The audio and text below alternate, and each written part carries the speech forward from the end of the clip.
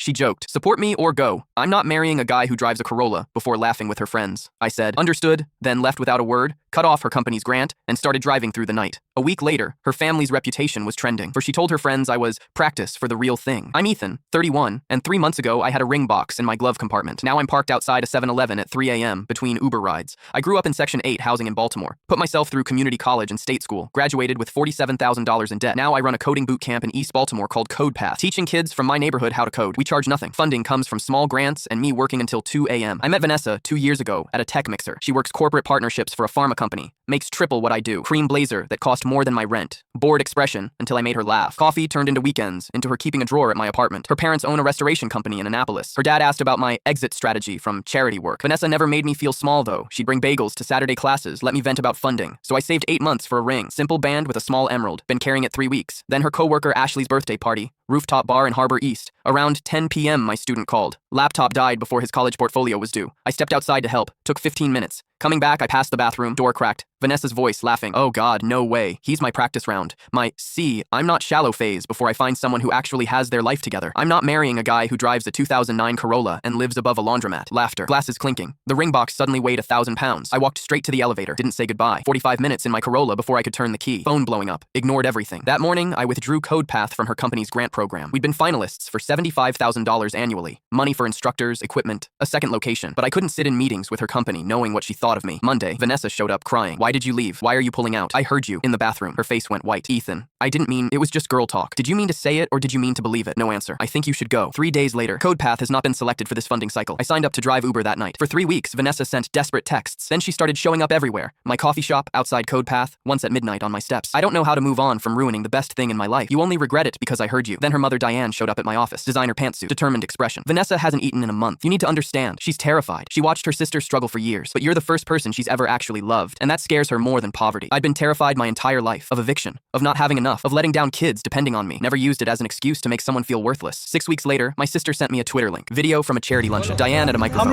melting down. "My daughter is falling apart because she made one mistake. Ethan Rodriguez runs some little computer program in the hood and acts like he's changing the world.